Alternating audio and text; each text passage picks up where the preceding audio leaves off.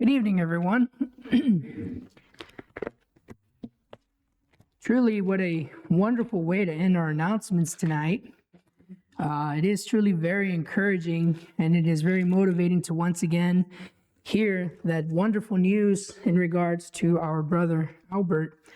We thank God for that blessing that he has answered favorably to the prayers of the saints, and we know that this is very encouraging to the family as well. So the Bible has taught us, right? We rejoice with those who rejoice, and clearly tonight we're rejoicing with the Moreno family.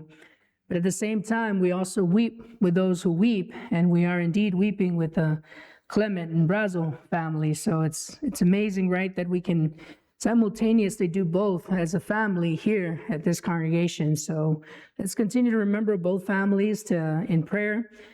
As Brother Joe did in his prayer on one behalf, to thank God for the blessing of having provided our brother returning his health, and on the other hand, to pray on behalf of Sister Edna and Brother Jim and Sister Karen as they're going through their trials and tribulations. So to our guests, as always, we are grateful for your presence here tonight. Welcome to the Southeast Church of Christ. If you have not yet done so, we would love for you to share with us your contact information, as we would like to keep in contact with you, and we would want to continue to get to know you. So we have been studying the book of Proverbs on Wednesday evenings, and last Wednesday we began Proverbs chapter 9. Who can remind us of a few things that we've seen so far in the first couple of verses of the 9th chapter? Sister Renee? Wisdom built a house hewn out of pillars, so it was stone built. Very good. So we were able to read about wisdom, how she builds her house and she's hewn it out of stone. What does wisdom do, or why does she make this house out of 7 pillars? What's important about that number there? It's complete, right? So she is not inviting us to come help her fix the roof. Her reason for inviting us over isn't so that we can help finish whatever she started, but pay attention to her desire, right? In the first 6 verses, how much desire she has for us to be able to share and break bread with her, that she goes from the greatest detail, which is hewing the stone, to even the smallest detail, which is mixing the wine, right? When God, brethren, blesses us, he takes care of every part of it, no matter how big or how small it may be. Think about the plan of redemption, for example. Think about how very detailed God was in this plan that leads to his saving grace. God did not leave a single detail out to make sure that we were completely covered and that we were fully saved, and he left nothing to chance, because our God is all-knowing. So wisdom here is presented in the same way. She has been diligently working not only to call us into her home, but she's also been making sure that everything is prepared. What other prophet says something similar about what wisdom is doing? And we compared it on the board last week. Brother Kevin? Proverbs 9:1-6, and Isaiah 55:1-6. So Isaiah 55, 1-6, right? Where we get our spiritual song, all things are ready, come to the feast, right? There, once again, God himself now explains how everything is ready. Everything has been prepared, and there is nothing that we are required to bring other than just ourselves and our obedience to our God, right? To attend this feast. We then saw in Exodus chapter 24, where when the 70 elders, Aaron, his sons, right, Nadab and Abihu and Moses, they all feasted together with God before Moses was called up to Mount Sinai, where he would receive what we know today as the 10 Commandments. So all of this has been to show us that as wisdom makes her final call before we get into chapter 10, right? We're not done with Proverbs 9 yet, but before we transition into the next chapter, she makes sure to make us understand that she has done everything to get everything ready for us. It's just as simple as us being ready to sit at her feet inside of her home to learn from her. So verses 7-10 in Proverbs are, if you will, a bit of a stopping point in a way. let's go ahead and read them, and then let's get some thoughts as to why from wisdom's call and wisdom's appeal, why all of a sudden do we come into this section? It almost seems as if it were out of order, but let's go ahead and read it. Proverbs 9, 7 through 10. He who corrects a scoffer gets shame for himself, and he who rebukes a wicked man only harms himself. Do not correct a scoffer lest he hate you. Rebuke a wise man, and he will love you. Give instruction to a wise man, and he will be still wiser. Teach a just man, and he will increase in learning. The fear of the Lord is the beginning of wisdom, and the knowledge of the Holy One is understanding. For by me your days will be multiplied, and years of life will be added to you. If you are wise for yourself, and if you scoff, you will bear it alone. So, it almost seems like all of a sudden, Solomon puts in a parenthetical thought, doesn't he? He's personifying wisdom, and she's speaking. And then all of a sudden, Solomon interjects his own thoughts in here. At least it seems that way. Thing is, when we get to verse 11 and 12, we see that wisdom is still the one using her voice, isn't she? Wisdom is the one still that is still seeking. For by me your days will be multiplied, and years of life will be added to you. This has been her appeal throughout all the 9 chapters, hasn't it? She's always been appealing and telling us that if we embrace her, if we allow her to inhabit with us, if we dwell with her in our own homes, that our life will be extended, that our days would be increased, right? So the question then is, how does this fit in with what's happening? Any thoughts? Brother Domingo? Say that, I remember what it is, Psalms, where it teaches to number of days, Okay. so we can learn wisdom. Okay. So to teach us to number our days where we can learn wisdom. Brother Kevin? It appears to me that he's trying to say, well, we have limited time and resources, so spend it on the right situation, the right person. You're not gonna do anything with a certain type of person, so go to someone else where you can actually help them and make them better. Okay.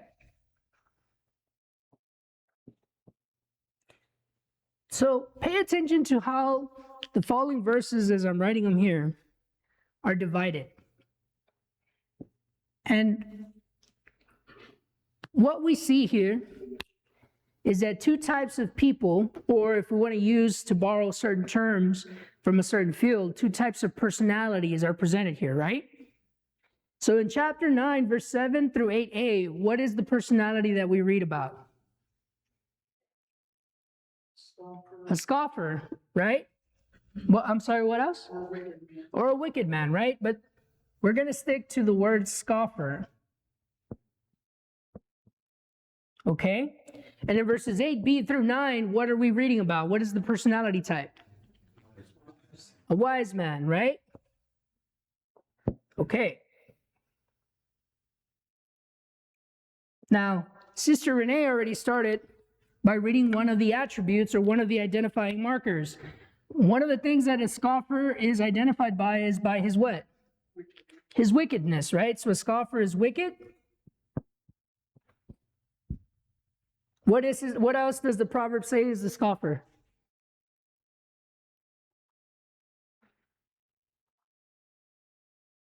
He hates the wise man or the correction. Okay, so what kind of man hates being corrected? What do we call that person? Prideful? What else? I didn't hear you. A know-it-all, okay. So you can't correct them, right? So they're proud, which is prideful, right? But they are also arrogant, which is what Alex is describing as a know-it-all, right? So they're arrogant, they're proud, they're wicked, but being a scoffer is in and of itself a description as well. What is a scoffer? Scoffs. One who scoffs, okay? So saying about know-it-all, how about you explain to us what does it mean to scoff? They're dismissive. They're dismissive, right? So they are dismissive. See, now I'm afraid of misspelling this word because he knows it all. All right. So they are dismissive, right? So just in these two sections of verses, pay attention to everything, right, that is being described about this man. Well, the Bible, in other passages, calls this what? A fool. This is why on Sunday morning I was saying that I'm loving how Ecclesiastes and Proverbs, not by design, by the way, have been blending into each other. Because in Ecclesiastes 10, we read all about the fool, don't we? And in Ecclesiastes 10, we see each and every one of these attributes found in that same chapter as it's talking and teaching us how to live with fools that surround us, right? Okay, let's talk about the wise man. What are some of the attributes of the wise man as described by the proverb?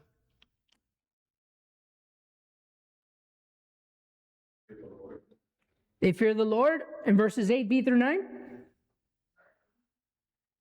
Take correction. They take correction. So what would we call that? That they take correction? Humility. Humility, right? So they're humble. What else? Becomes even wiser.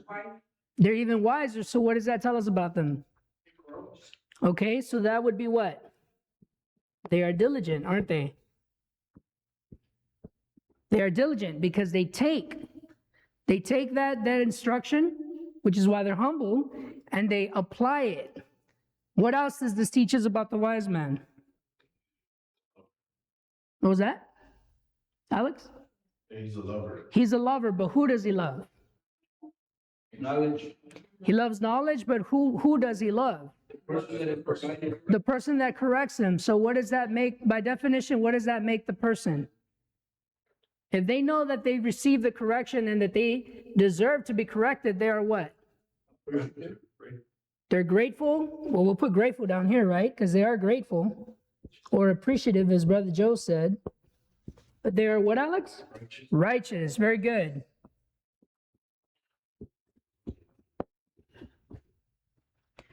So notice how the scoffer is a fool, but the wise man is righteous.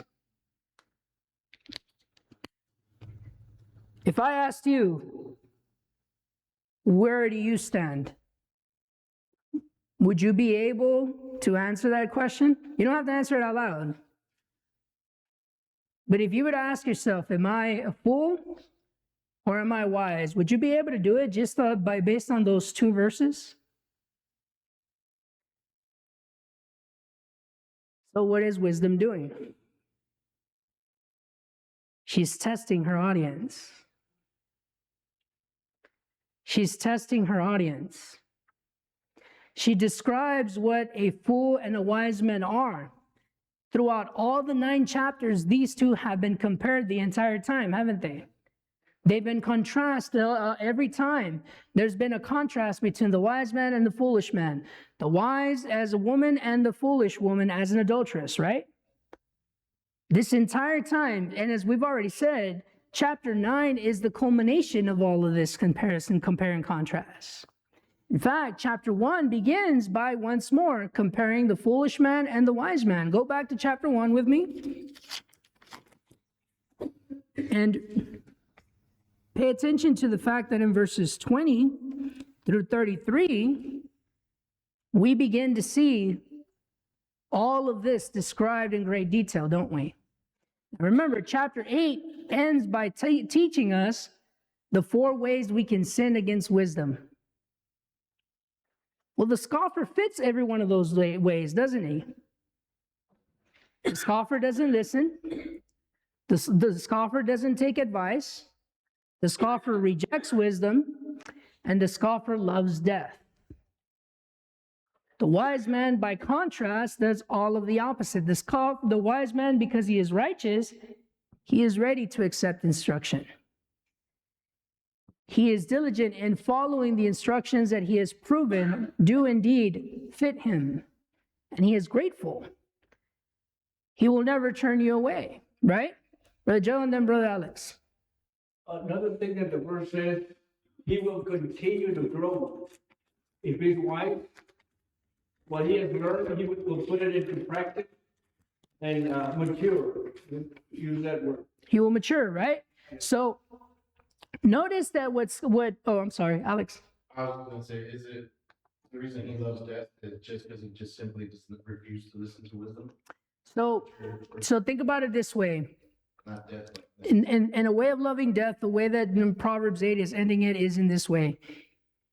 I'm going to use a saying that my dad used to say when I was young. And again, I'm translating it from Spanish to English. My dad says, look, you can only tell a man a few times that the ditch in front of him has spikes and they're going to fall and hurt themselves.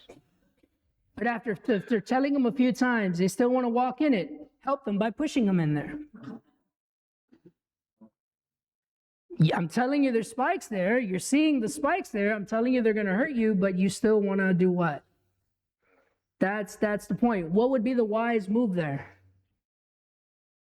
Listen to common sense, right? Listen to wisdom. Okay, and even though I'm using a very clear example, let's take a more difficult one. And I'm going to piggyback off of what Brother Chuck just taught us right now.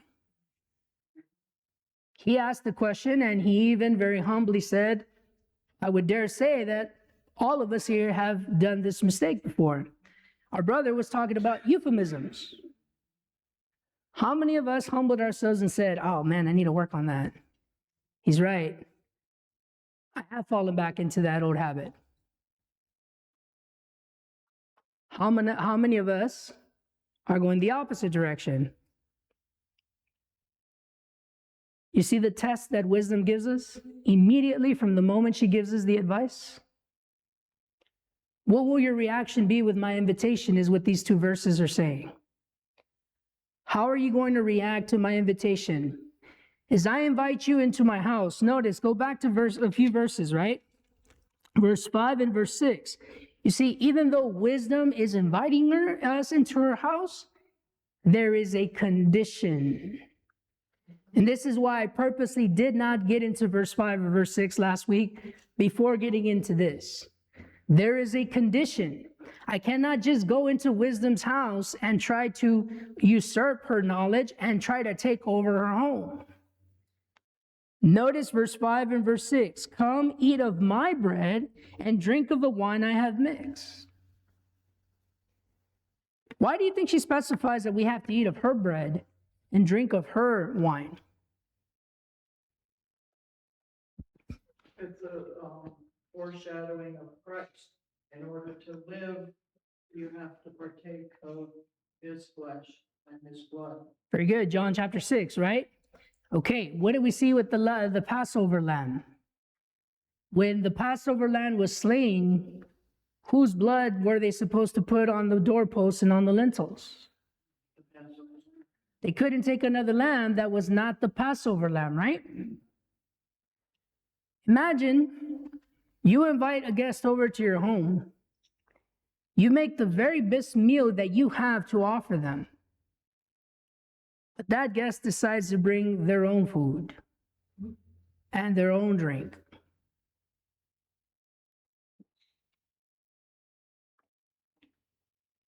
I don't know about today's world, but when I was growing up, in the culture and the environment that I grew up, that was seen as an insult.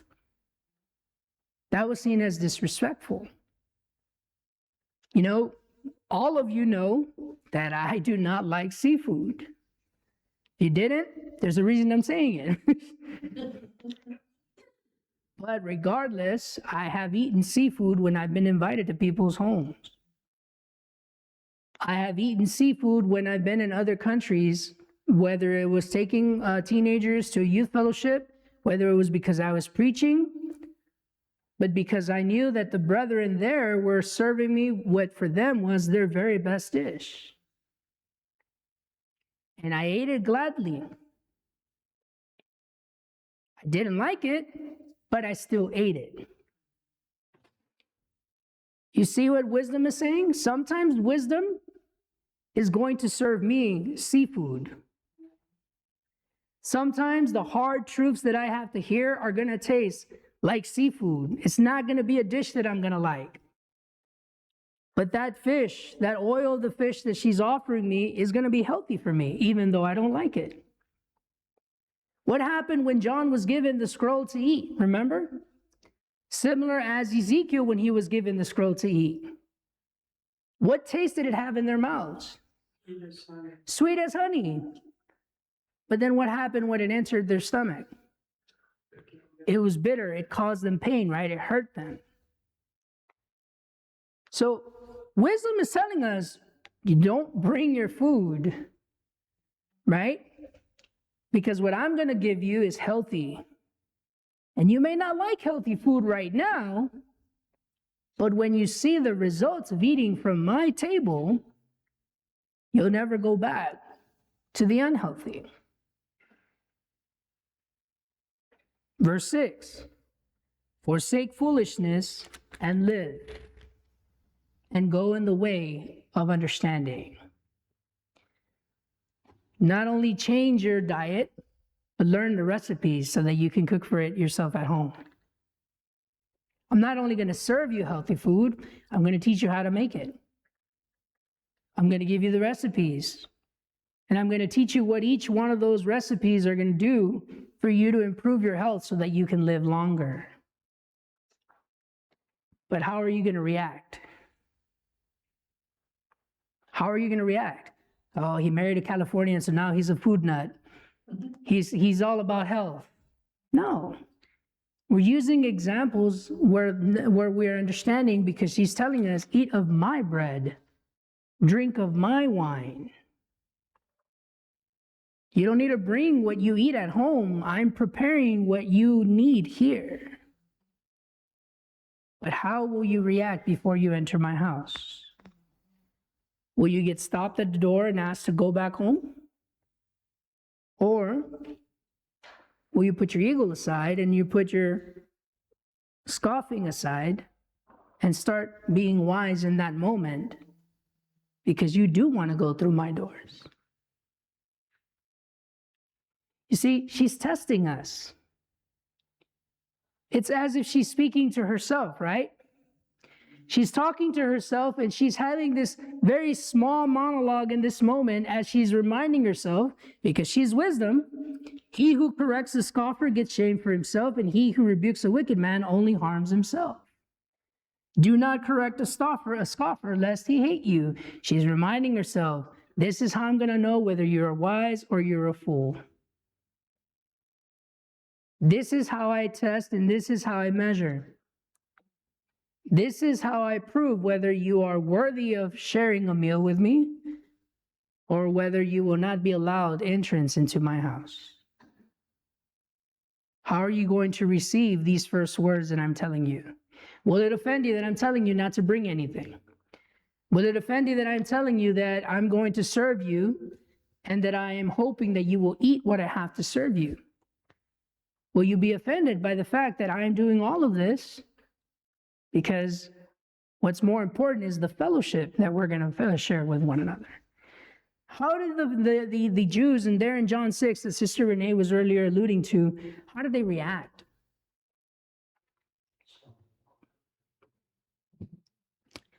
About 5,000 plus decided to do what? They left. Why did they leave? These are hard sayings. What were the hard sayings? He's giving us his flesh to eat and his blood to drink. Not a single one of them stopped to think, what do you mean? They jumped to what? A conclusion. And what was the erroneous conclusion? We've been walking with a cannibal. This Jesus of Nazareth is a cannibal and he wants us to learn cannibalism. Not a single word of ask, are you a cannibal? Is that what you're talking about? They scoffed. They dismissed. Right? But then Jesus tests his 12, doesn't he? Do you think it was easy for the 12 to hear Jesus? Do you want to leave as well? They're being compared to the rest of the group when they shouldn't have been, right? They had been with him longer. They had already endured certain things that were not easy to endure. But how did Peter respond? He responded with wisdom, didn't he? See, we always give Peter a hard time. We always like to knock on Peter because, yes, he was always the fast reacting one. He was the knee-jerk reacting apostle, right? But he also had his good moments. He also had his moments of wisdom and brilliance. Pay attention to Peter's words there to Jesus as a response to the question, do you too want to leave? What did Peter recognize that none of those 5,000 plus people recognized? What was that? He had words of life. Only you have words of eternal life. Even those hard sayings, even those hard truths you're speaking us, even though it hurts because you're telling us what we need to hear, those are faithful blows that lead to life. Those are the things that are going to help us heal from our sinful wounds. To whom shall we go? Only you, pay attention to that, only you have words of eternal life. Wisdom is saying that she has life. Wisdom is saying that only she has been given the right to bless with long life, right? But we have to be willing to sit at her table, eat of her pie. We have to be diligent in making sure that we eat all of that humble pie. And we have to be grateful because that humble pie is going to help us heal, grow in strength, and mature and become better. How do we react when we are corrected, brethren? How are we taking correction? You know, it's not the easiest thing to do for anybody. No one likes to hear that they're wrong. In fact, very likely as we're studying this, some of you are probably thinking, man, Brother Chuck and Brother Obed agreed. They ensnared us. I didn't know what the brother was going to be teaching. And it was not my intention to use this lesson, but God knows how to work, doesn't he?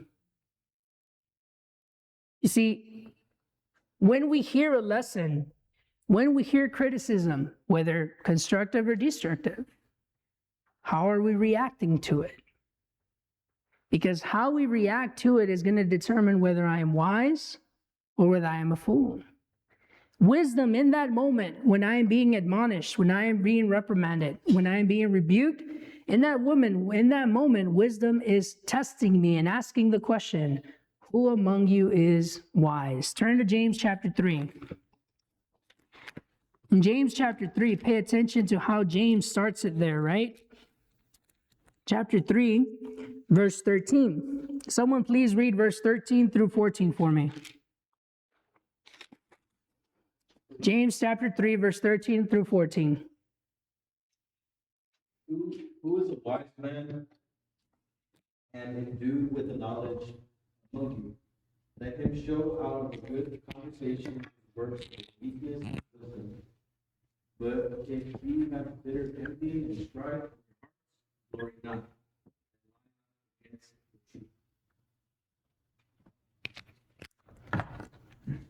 You see, there's a reason why James is considered the Proverbs of the New Testament, right? Notice the parallel between James 3:13 and 14 with Proverbs 9:7 through 9. The same question that wisdom asks, James is asking it. Who is wise and understanding among you? He's not expecting a verbal answer. The scoffer and the foolish man would be foolish enough to answer, I'm wise.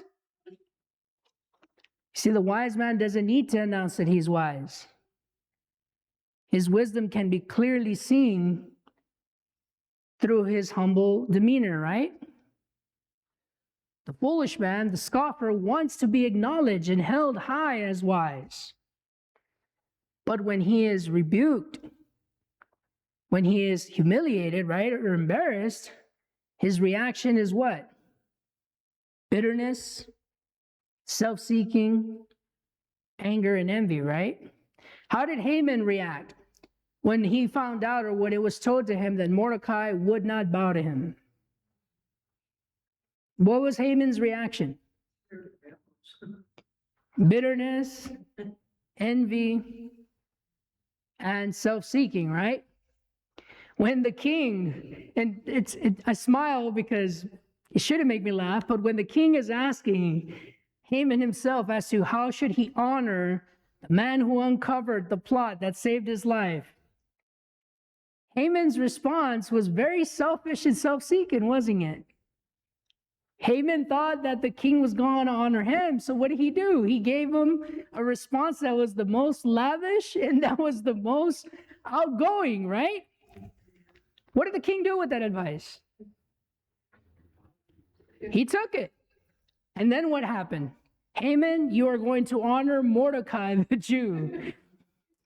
Everything you said, you're going to make sure that it happens, and you will honor the king, not knowing this, your bitter rival, your worst enemy. Haman did it because he didn't want to lose his life, didn't he? But how did Haman react, even though he had just been humiliated by his own foolishness? He got even angrier, didn't he? He didn't take the reprimand that God was giving him, even though God's name is not mentioned in that book of Esther. How did it end for Haman?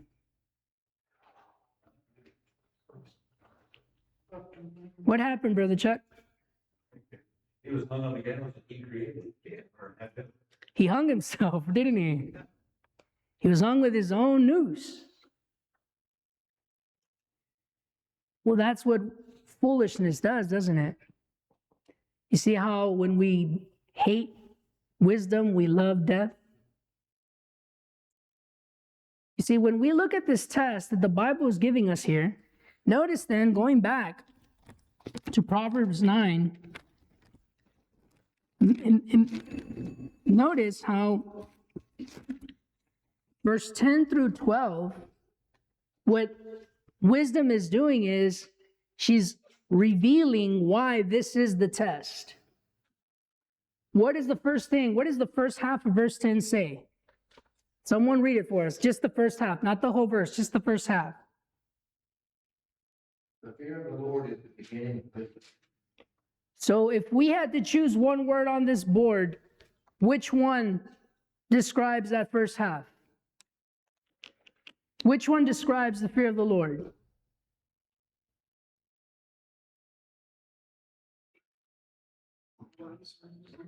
I'll give you a hint. Humility, right? What is humility? What does it mean to be humble? Joe? And on this one as well, like humility is the recognition that you still have room to grow. And I think that's a big part of the wisdom, is that a wise person will see that I still have room to grow, and that's why I'm not arrogant about where I am, because I know that there's still room to be growing wisdom. So pay attention in chapter 1, verse 7. This same expression was used, wasn't it? The beginning of knowledge is what? The fear of the Lord. 9 chapters later, after all the treasure trove of wisdom that she's been giving us and providing us, what does she reveal to us?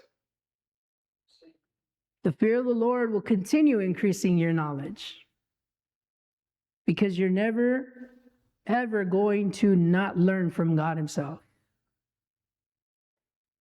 How many times have you heard me say the following expression? Even our elders have to continue to grow. Just because they are elders, it does not mean that they've reached the ceiling of wisdom. One of the hardest challenges to any eldership is answering that question. How do I continue to grow? How do I continue to improve? It's a very difficult challenge for the eldership. Any eldership, as long as it is godly, right? But the eldership that believes that they've reached the height of their career, their Christian career, they are starting to disqualify themselves as elders, aren't they? Because an elder should be humble. An elder should be meek. And the reason I bring this up is because we as human beings have this bad habit of quantifying certain offices, don't we? You know, many times we think, oh, well, yeah, he's been preaching for X amount of years. He's definitely going to go to heaven. No, I don't have to be a preacher in order to get to heaven. I just have to be a faithful Christian to get to heaven. I just have the honor that God gave me the grace to allow me to serve him in this capacity. And that does not make me superior to any of you, nor does it make any of you inferior to me, because we all have to live faithfully in Christ in order to receive the reward. But if I start thinking that way, now I'm a scoffer. Now I'm a fool, because my own arrogance, like Haman, is entangling my feet. You see, the beginning of understanding, right? The beginning of wisdom, as we read it here in Proverbs 9:10, is humble yourself first before God. When you humble yourself before God, you will have no problem in humbling yourself before the one who's reprimanding you because they love you. Because what does Proverbs 3:5 teach us? Go back with us there. Proverbs chapter 3, verse 5. And do what? Lean not on your own understanding. Okay? How do I then trust in the Lord? In all your ways acknowledge him, and he shall direct your path. In all your ways. Even in everyday life. You know, on Monday, as I had the honor to study with Esteban and Aaron, we were talking about the fact that part of spiritual growth is when we begin to associate and we begin to see how the lessons from the Bible do not solely exclusively apply to our spiritual growth. They also apply to everyday life. And not only do they apply to everyday life, they also improve and increase the quality of life that we will have. But it takes a lot of strength and a lot of character, but above all, a lot of humility and meekness to learn this lesson. I have to put myself aside and allow God to take the place that my ego used to have. I have to be willing to bow before God and ask, Lord, what shall I do? But our time is up. So next Wednesday, God willing, we will continue. But now we've seen that verse 7 through 9 is a test. And we started getting into verse 10. But this is where we will pick up, Lord willing, next Wednesday. Thank you for your attention. Let's have a brief word of prayer, and then we can be dismissed.